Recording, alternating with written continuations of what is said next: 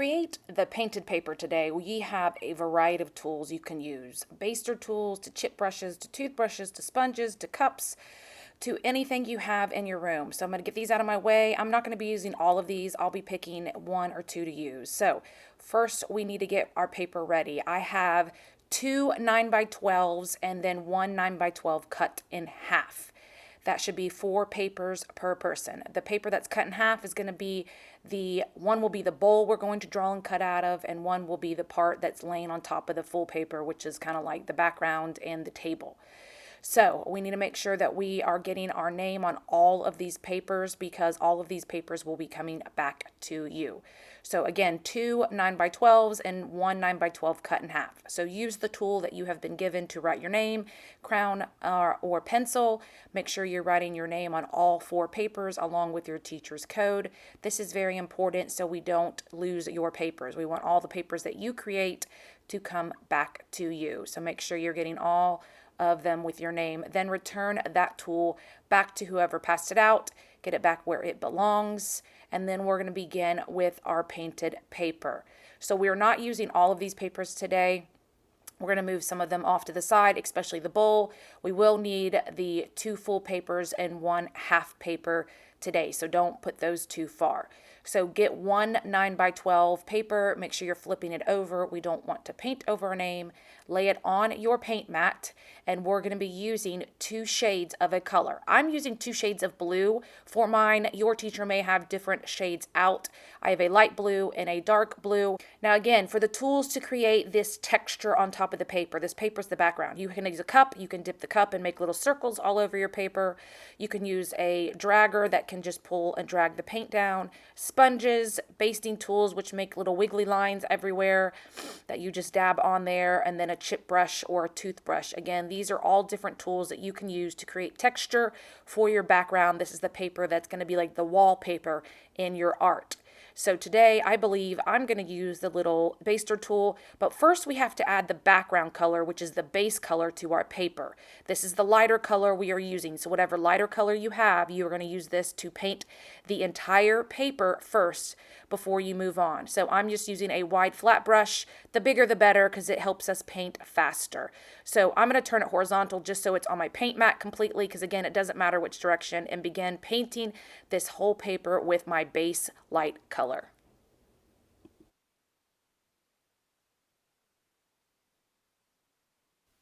Now that I've covered the whole paper with my base color, I'm going to move this off to the side. I don't want to put it away quite yet. I just need it to dry for a bit. Please make sure that you're wiping your brush off, getting your hairs, keeping them in the same direction on your paint mat. Don't paint in the middle of your paint mat because if you do that, you're going to lay a paper down and get paint everywhere. Always paint on the edge of your paint mat. Now we're going to get the second 9x12 paper. This is going to be what we're cutting the oranges out. So I have 2 shades of orange, a bright and a dark orange. I'm going to do the same thing like I did with this last paper, but I'm going to use 2 colors. I don't need to blend them or mix them together. You're going to see I'm going to dip in one color. I'm going to add it to my paper. I'm not even going to wipe my brush off, and I'm going to dip it straight into the second color and just add it around. I kind of want to see a little bit of the bright orange and a little bit of the dark orange all over my paper. I do want to cover this entire paper with the 2 shades of orange, as you can see, because we're going to be cutting circles out of this.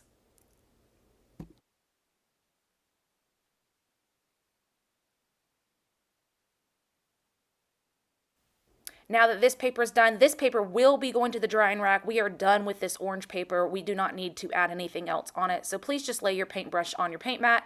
We're going to get this paper put away so it will dry for next time we are together. Now we're going to go back to what we painted first. So we went back to the other shade. We are not using our brush. This is when our tool is going to come in handy. We have the light shade already on there. Now we're going to use the darker shade to add the texture. Again, this may be a different tool that I'm using. Just make sure that you're doing in the same manner that I am doing, which is not completely covering the light blue. We still want to see the light blue. We just want to add a little bit over on top. I'm using a baster tool, which has just got wiggly little lines. I'm going to dip the tool in my darker color, and I'm just going to kind of move it around. Again, not covering the light blue. I still want to see the light blue. I'm just adding these little lines and shapes to give it some texture on top of the base color. Again, your tool may be different, but again, you don't want to cover up the base color. You still want to see it. You just want to add a little bit of texture. This is like the wallpaper in the back of the room. Now we're done with this paper. It will go to the drying rack, so make sure you're listening to know how to get that to the drying rack. We have completed with the other, so we're on the small painted paper. This is the half sheet of painted paper. This is going to be like the tablecloth on top of the table. So I have two other shades that I'm going to use to create the painted paper. I have a light purple and a bright purple. So again, your shades may be different than mine. We are going to first paint the whole paper. So please make sure you get all the paint off your brush by wiping it in the same direction on your paint mat edge.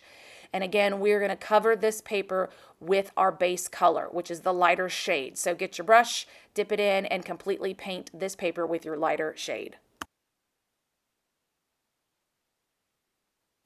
We are done with our brush today, so please listen and make sure you're putting your paintbrush up. The bottom of a brush should be going in the house, so your hair is pointing up.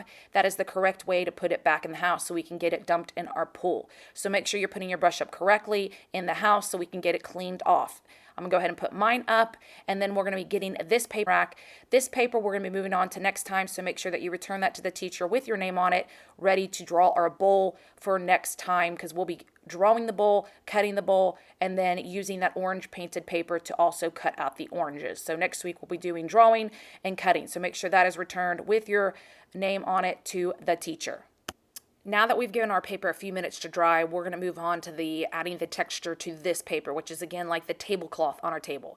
You're using the darker shade of whatever color is provided and whatever tool is provided. I'm going to be using a sponge today. These are great and easy way to add texture. You just carefully dip it into the paint, not a lot, and then you're just going to bounce it up and down all over the paper. Notice I'm still not covering those first color. We want to still see two shades. That's what we want to see. Notice I'm not wiping it back and forth. That is not how you use a sponge. We want to make sure that we are tapping it, jumping it, bouncing it, whatever, but not wiping it. We want to keep it where we can see two colors on our painted paper. To the drying rack, we are completely done with all of our painted paper, so please make sure you're grabbing your paint mat with your paper to walk it back to the drying rack. Okay, moving on to lesson 2, we're going to be creating the bowl for our collage. So you have the paper you drew your name on from last time. It is a half sheet of 9 by 12 white paper. Any tool you can use, a crayon, a marker, a colored pencil, any kind of drawing tool. It really doesn't matter. So I'm going to use a crayon. I like the color blue. Again, this can be up to your teacher or you if you're changing colors, but we're going to be creating a pattern using different types of lines. This is kind of like a pattern on a dish or a pattern on a plate that you may see when you are at a store selling plates. So it's a simple thing. You can use different lines and shapes to create this different pattern. I'm going to start at the top, and you're going to go left to right, short side to short side, not top to bottom. So the pattern's not going top to bottom, but left to right. So I'm going to start with a straight line, starting on one side all the way. I'm just going to make it a little bit thicker just so you can see it. Again, you can copy me or you can watch me and then create your own pattern using the different types of lines. Then I'm going to move to a dashed line, which is just leaving spaces in between, little marks. Again, it doesn't have to be straight and perfect. That's not what I'm looking for. I'm trying to add a pattern. Then below that, I'm going to add a wavy line, which is just like waves. So again, I'm trying to make sure these 3 lines are close together. I'm going to make it a little bit thicker just so you can see it better. Oh, and my crown just broke. So remember, broken crowns still work. Just put the broken part off to the side. So this is the top part of my pattern on my bowl. Now, this is, you could continue this kind of pattern all the way down. I'm going to leave a space, and I'm going to jump down and add a different type of pattern.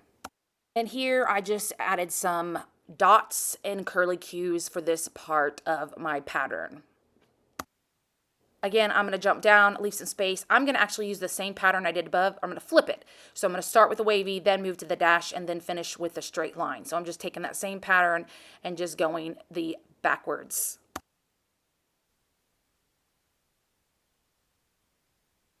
Okay, now we're going to take this paper and we're going to make the bowl out of it. So we do not want to draw on the side we just drew. We want to flip it over where we see our name.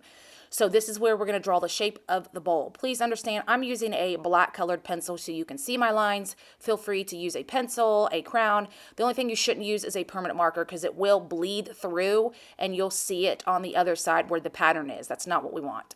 I'm going to start on the top left corner and I'm going to draw a big U, not going all the way to the bottom of the paper. I'm going to leave some space as I move right around the middle of my paper and then come back up. This is the bowl part. Again, we are not done. This is just part one of the drawing. So once we get the bowl part, we're going to kind of make like a neck or a pedestal is what it's called. This is what sits on the ground. So I'm going to come near the bottom and I'm going to draw two curved lines. Again, they're going out, curved out. Again, it looks like a neck.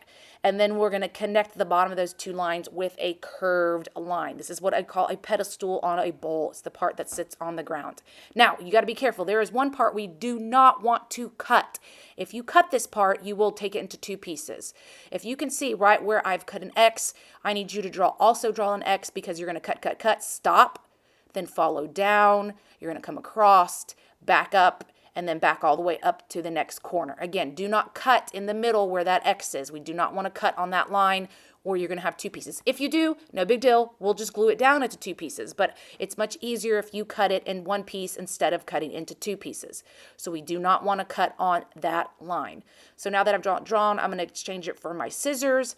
Please watch. Make sure you've got your thumb in the circle hole, your fingers in the long hole. Your thumb should be pointing up towards you, not the sharp part. You're going to hold the paper in your other hand. You're going to follow that bowl down. You're going to stop, turn the paper, turn your scissors, go down the pedestal, come around the bottom of the pedestal. Then you're going to come up the pedestal, stop, and then you're going to come up the other side of the bowl. Again, you can see I did not cut in that part where the X is. So when you flip it, you have one shape, which is your bowl. These two pieces are trash. Please put them in your trash bucket. Please return your scissors where they belong. And we're going to be getting our supplies to cut our oranges out. But this will be moved off to the side for next.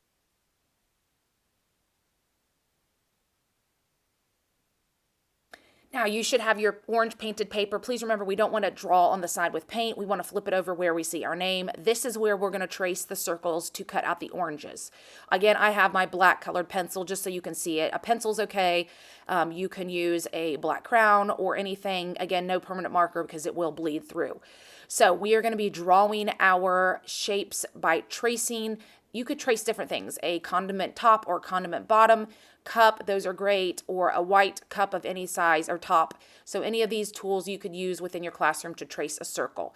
So I'm going to use the white one so you can see it a little better. Please listen, there's a specific way to do this. We don't ever want to cut it right in the middle because then you'd have to cut in the middle of the paper and you'd waste all that paper. Take the top, you're going to move it all the way to a corner. I don't care which corner, find a corner. Make sure it's on the paper, not hanging off the paper.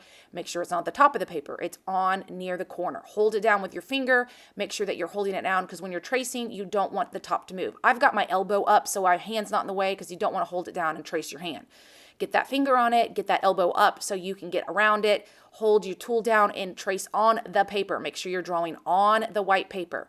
Now, when you do the second one, mine has a little knob, so ignore that little knob. So when you do the second one, you don't want to trace it inside. That's not the way to do it. You would cut your orange in half. Move that top down where you're outside of the orange, still on the paper. You don't want to be off the paper. You don't want to be in the orange. Hold it down, trace it again. We're going to do this 6 times. Again, making sure that you hold it down. Again, move it down. Don't stay in the orange. You're going to move around the top, making sure you are tracing on the paper. Do this 6 times total. So I'm going to do this right next to it so I can cut it out easily. We don't want to do it in the middle of the paper.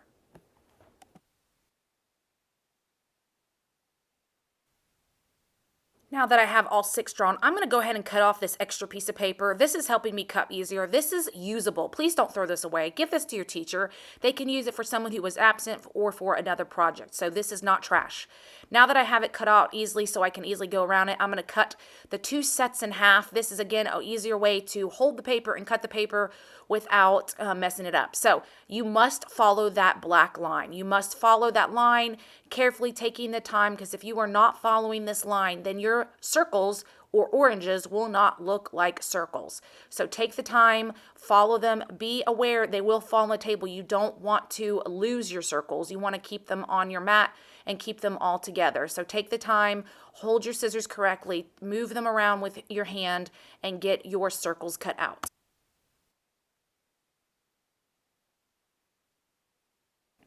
Let's talk about the improper way to cut it out. Now, you can say, hey, Miss Lawson, I've already cut it out. You can see I've cut around the black line, but in this shape, if you see the circle on this side, when you flip it over, what shape do you see?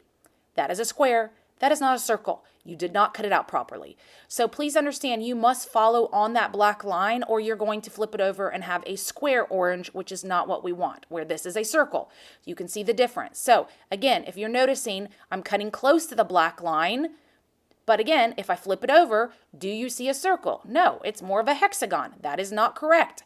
I want smooth shapes. We all know what a circle looks like. That is still not correct. You must stay on that black line and follow that line with your scissors. If you are not doing this, it will not be the correct shape. We want to have that. Please make sure all little pieces of trash get in your trash bucket. Make sure that we've got all of our oranges. We're going to put them together because we're not using them today with our bowl and our oranges. So there's two ways you could do this. You could get a Ziploc bag and put all of them in there with your name, or you could easily take a paper clip, clip them together, and then put your initials on one orange, so all of them together, then keep all the class oranges together. That's probably the best way. So just grab a paper clip, write your initials on one of them, and then keep them clipped together with your bowl. That way you'll be ready for our next class. In 3, we are moving on to putting all of our pieces together. So you should have your 9x12 painted paper, your half sheet of painted paper, your oranges, and your bowl with a glue stick. So make sure that you have all of your papers, the ones that have your name on them, so we can put this all together. Again, your oranges and your bowl. So these are the things. We're going to put the oranges in the bowl and move to the half sheet and the full sheet. Again, check your name, make sure these are both yours. The full sheet of paper is your background, and the half sheet of paper is your table. So make sure that your full sheet is vertical. We're going to be gluing the half sheet to the bottom, so it's like your tablecloth. So look at your sides of your painted paper, figure out which side you would like to see. I can see mine has a little mess, so I'm going to put mine on the bottom. So make sure that you flip your paper over. We're going to use our glue stick and cover all over the area of our name. Please put the glue on the back of the half paper, not the painted paper. So make sure that you've got your glue completely covered on the back of the half sheet, and then you're going to flip it over, match the corners of your full paper so they are completely covered on the bottom. We don't want to see any of that paper showing through the bottom. So make sure those are matched up. Stick it down. Now here's a way to get the things to stick easily without getting glue. Flip your both papers over and then rub the back of your paper, pushing as you are rubbing. This is going to help them stick together without you messing up what's on the other side. Now that we have the tablecloth on top of the background, we're going to move into the bowl. So make sure that that is on properly, and then we're going to be adding our bowl sitting on top of the table. So get your bowl and your oranges. This is the next part. Now, you have to follow this part very carefully, because if you don't, then you won't be able to do your oranges correctly. So the bowl is going to be sitting on the tablecloth, and then our goal is not to put the oranges on top. That doesn't make sense. We want to slip the oranges in the bowl, which means we have to glue half of the bowl down and then be able to slip the oranges in there. So that top part of your bowl will not be glued down. So it'll be glued onto where my purple paper is, but it will not be glued onto where my blue paper is. That way I can fold that bowl, slip the oranges in. So make sure that you are doing this correctly, or you will not be able to get your oranges in the bowl. So I'm going to flip my bowl. Notice again, I'm only gluing the bottom half of my bowl. I want to leave that top part open and no glue on it. So I'm going to flip it over, make sure that glue is on the purple part on the table, leaving that top part. Again, flip it, rub it to make sure that it is on there nice and good, so we're not peeling it off. And then slowly we're going to take our oranges, again, so we can flip that little bowl down. We're going to slip them in there. We want to make sure that our oranges look like they would real in life. We don't want them to look like they're hanging out of the bowl. So I'm going to flip all my oranges over so I can put the glue on the correct side. I'm just going to grab one, put glue all over the back of the orange, slip it into my bowl. Don't have it hanging outside the bowl or off the paper. That doesn't make sense. In the bowl. Then I'm going to keep doing this, making sure they are inside the bowl. Now the first layer, they can overlap right there. They don't have to be completely even.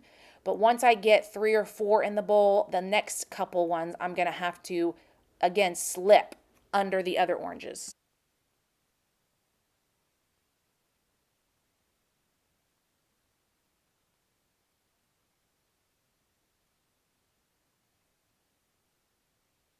Now that I have the first layer, you can see I need to slip these other oranges behind the first set. So I may have to peel back the oranges to get that orange back there. You don't want to sit that orange on top of the other ones. Again, it doesn't make sense. You want to make sure these oranges look like they would in a bowl. So again, peel those little oranges, slip that other orange in so we can get all 6 oranges in there. Again, flip it, rub it to make sure they are stuck to the paper, and then your oranges collage is done. We have one last detail to add. Please make sure that you get your glue stick turned down and closed up in return. We are done with that. The next step is going to be adding our detail of our stem. Now you may have a different color crown or whatever tool, but all you're doing is making a line with a U anywhere. This is the stem of the orange. So again, you draw a little U, you draw a little line coming up. It can be in any direction because it just kind of looks like the oranges are all turned different ways. It could be a green crown, it could be a brown crown like I'm using. Either one will work. So make sure you get all of your stems added to all 6 of your oranges, and then your oranges in a bowl is completely done. Now, please listen again. If you have that half sheet of orange paper, that should be returned to the teacher. Do not throw that away. We can reuse that for another student or another project. Please listen. We'll be getting our paper back to the drying rack for this to dry.